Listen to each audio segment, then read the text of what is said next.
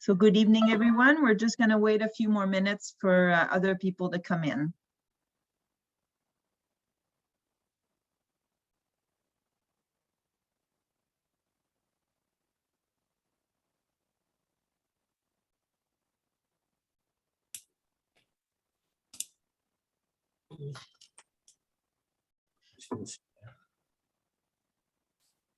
One is start the video. It's not starting. Yeah, it's started now. There you go. Okay. Use this camera, yeah. No, this one here.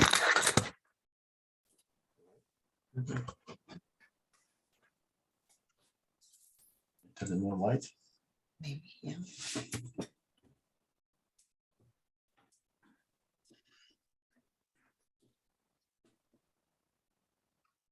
Want to move that here? No, it's okay.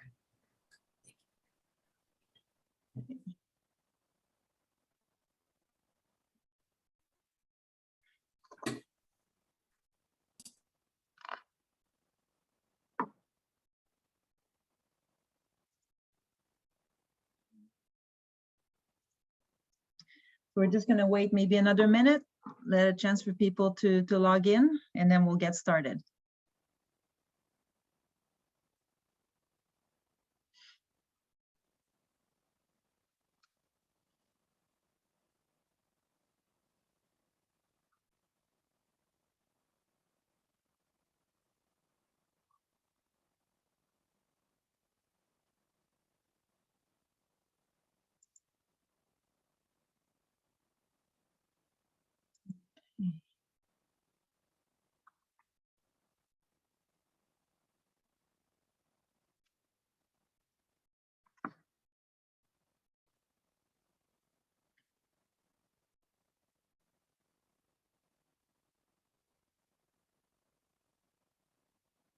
Okay, so thank you everyone for taking the time out of your busy schedule to attend this information session.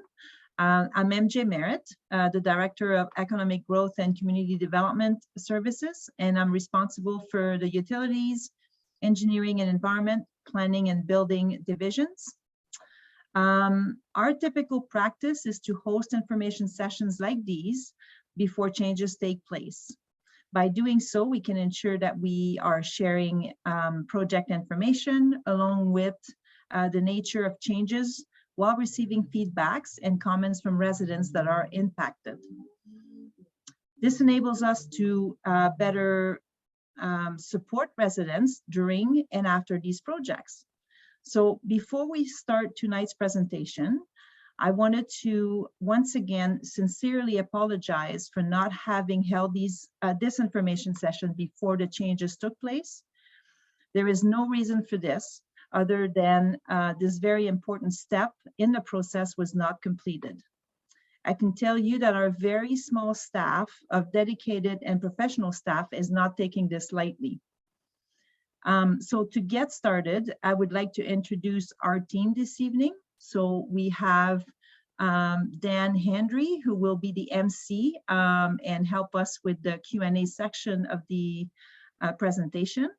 We have Ms. Jenna Campbell, the Environmental and Engineering and Environmental Manager, who will be doing most of the presentation. We also have Ms. Sheila Buck, our Utilities Manager. We have a couple more supporting staff, Birgit Pieberhofer, who's in the Utilities Division, and we have Corey Grant, who's in the Engineering and Environment Division. And I think, I don't see anyone, okay, good. So I will virtually pass the mic to Dan to present the agenda for tonight and some housekeeping items, and then we'll get going on the presentation. Thank you so much, MJ. My name is Dan Hendry, and I'll be helping moderate tonight. A bit of housekeeping. The information session tonight is here to offer information of a general nature. It might be possible that we might not have an answer specific to a technical question. If that comes up, we will note the question and follow up. And we will please ask if it's okay. It will be a detailed and short presentation by Jenna Campbell in a second. You'll notice at the end, it'll be completely open for a Q&A. So if you don't mind making notes, jotting down your questions, and I can work with you through that to help facilitate with Jenna and the other technical staff here. Technical side is not my expertise. I'll just help work through it with you. I would like, if you do have a second and able to, and you'd prefer, I'd like to quickly give you my email, if that's okay.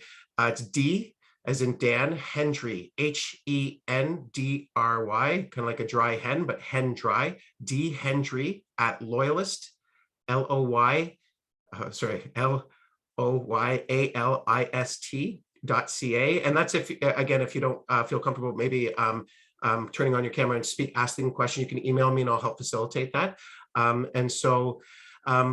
Please take note, this will be a presentation that's quite detailed.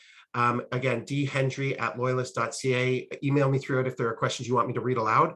And if not, please, there will be a lot of specific slides after which we can do a Q&A and even go back and forth and review the slides. So if there's a specific thing you want to see again. And with that being said, I'd like to introduce Jenna Campbell, who's the Engineering and Environment Manager, who will be presenting. And then after which I'll come back on and help with the Q&A. So Jenna, if you don't mind. Thank you, Dan.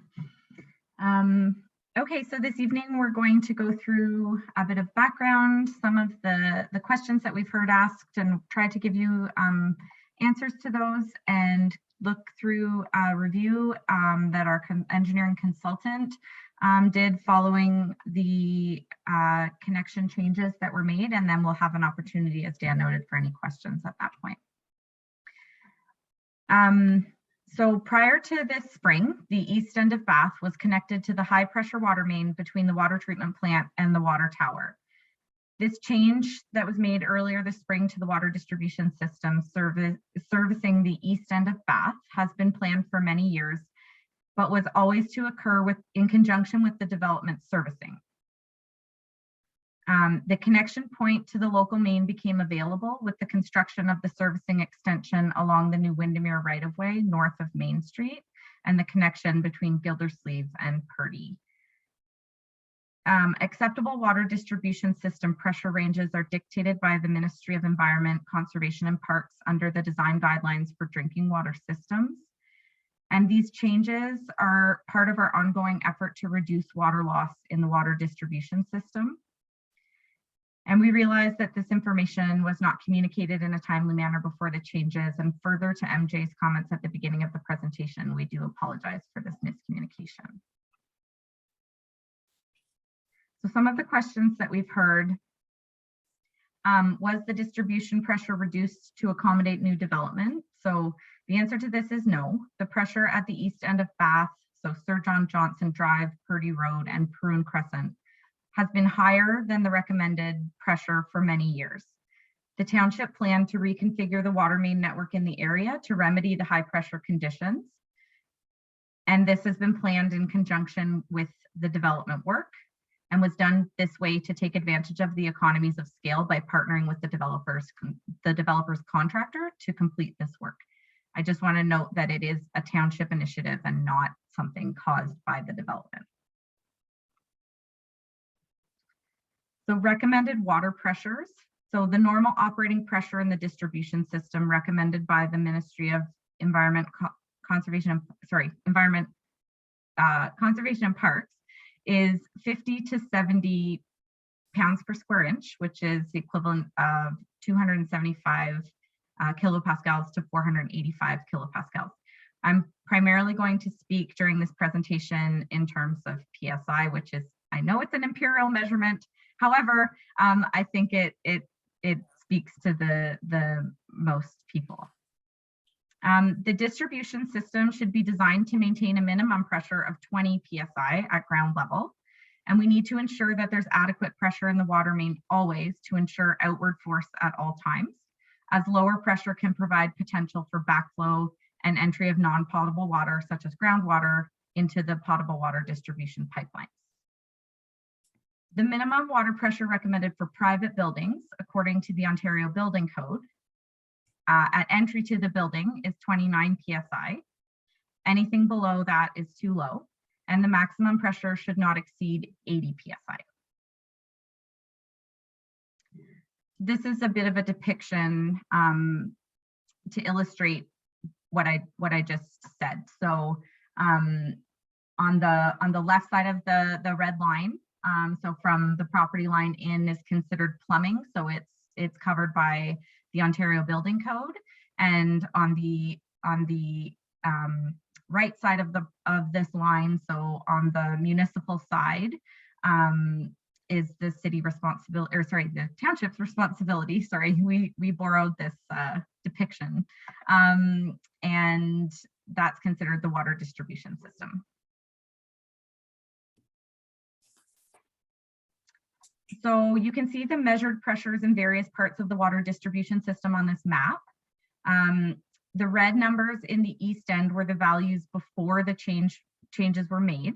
So you can see that at the intersection of Purdy and Sir John Johnson, for example, the reading was 97 psi, and oh, sorry, I apologize. And at the south leg of Pruin and Sir John Johnson was 95 psi, and at the north end of Sir John Johnson was approximately 90 psi. So pressure generally tends to decrease as you go north due to higher elevations in the north end of Bath as compared to further south toward the lake. Distribution system pressure varies throughout the rest of the village, with higher pressures generally to the south and lower pressures in the mid to low 50 psi range in the northeast portion of the golf course community and at the north end of Somerset. Following the changes, the east end area of Purdy, Pruin, and Sir John Johnson are more in line with other areas of the water distribution system in the community of Bath as compared to the previous pressure experienced in the area. And I just wanted to note that this map is available on the township's website.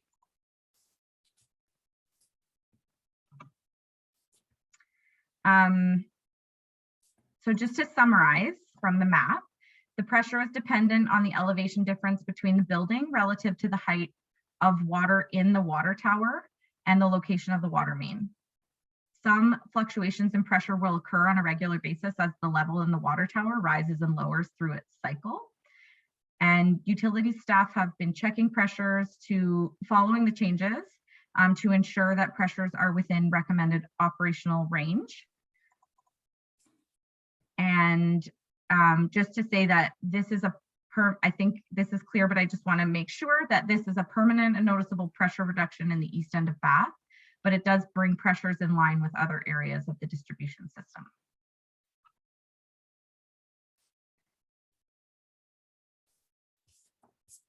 So this slide says that as well. And just to note that the distribution pressure is similar, for example, at Somerset Drive and Britannia Crescent, as illustrated again in the map, and this is available on the township's website. You picked the two lowest areas and said So, like the lowest one. so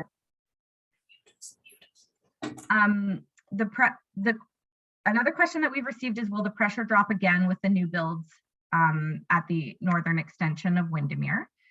And more homes do not mean loss of pressure. The water main size will accommodate growth. The water main size will accommodate growth and increased water demand or flow over time. Before a developer installs a water main, they must demonstrate that the development meets the Ministry of Environment, Conservation and Parks rigorous drinking water design guidelines. And the township undertakes regular hydraulic modeling to ensure that any new development will not adversely impact the current drinking water system.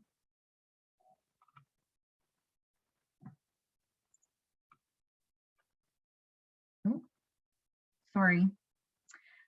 So some of the benefits of optimized pressure in the distribution system. I just wanted to talk about that. So water loss occurs throughout the entire distribution system, and in fact, in every water distribution system. The amount of water lost in the system is primarily due to leaks in the pipes and is often worse in older areas of the system. Reducing the water pressure in a given area is expected to reduce water loss in the system, since water will be lost from leaky areas at a lower rate when the pipe is under less pressure. The township tracks water loss and is working to minimize losses. As you can imagine, the water that leaks out of the system is water that has been treated at the water treatment plant and pumped into the distribution system. So reducing water loss will result in energy savings, reduced treatment chemical needs, and will also likely reduce the costs of pipe repairs and repairs to other appurtenances, such as valves or hydrants, because higher pressure is harder on the equipment, which generally applies to equipment in your home as well. We looked at the water loss for the Bath drinking water system and estimated that for this area, the pressure reduction can reduce water loss by an estimated 37%. Extrapolating from the total water loss in the system, we estimate that the water savings represents 0.5% of the total water pumped to the Bath system. And this would fill more than half of an Olympic-sized pool each year. So water pressure in the distribution system is maintained by pumps at the water treatment plant and by maintaining an adequate level of water in the water tower to ensure satisfactory pressure throughout the drinking water system. The continuous monitoring of the system confirms steady pressure in the entire system. Distribution system maintenance activities such as hydrant flushing or operation of hydrants for firefighting purposes could cause pressure drops, but these are rare and temporary. The water pressure in the system is determined by many factors. So these could include the elevation difference between a building relative to the height of the water tower and the location of the water main, restricted pipes due to mineral deposits from long-term use, and installed filters, water softeners, aerators, tankless water heaters, and high demand, so the simultaneous usage of multiple appliances. You can remove aerators to assess the pressure from taps without them, and clean buildup or clogged filters, as those can cause lower flow. And if you have hot water problems only, flow of water could be comprised by buildup of sediment or rust in the hot water tank. So we did consult with the engineers that completed the township's hydraulic modeling and are specialists in water distribution systems. So I have copied some of their findings and recommendations that were provided. So I'll read through these quickly. Excuse me, sorry, I just noticed we have a problem with the link. It's going to time out and we have 5 minutes left. We can all go back into the same link. I'd like to give my email again in case there's an issue and I can quickly reconfigure this. This is my fault and I do apologize. Again, if I give my email pretty quick, just so it's a good break, because I know there will be questions and I don't want it to break in between those questions. That would be not good. Could I give everyone, again, I do apologize, my email, which is D as in Dan, Hendry, HENDRY @loyalist.ca. We should be able to exit and come back in. The link had a timed out. I thought I had a different account set up and this was my fault. But I prefer if we could jump out and come back in the same link, and we'll start where this presentation is, giving us appropriate amount of time to finish it for everyone to have their questions answered the best we can. I do really apologize. My email is there, and if there's issue, I'll get the link to you. But please, if you can pop back off and come back in the same link, I think it'd be the most respectful way for us to you, because I do apologize, it's my fault, to get back in so we can answer the questions when they come up after a couple slides. I do apologize. I'm going to jump off, and as it's closed, we'll come back on and start right where you left off. I'm sorry about this, everyone. So we'll restart. If you can just come into the same link, we will restart. Thank you.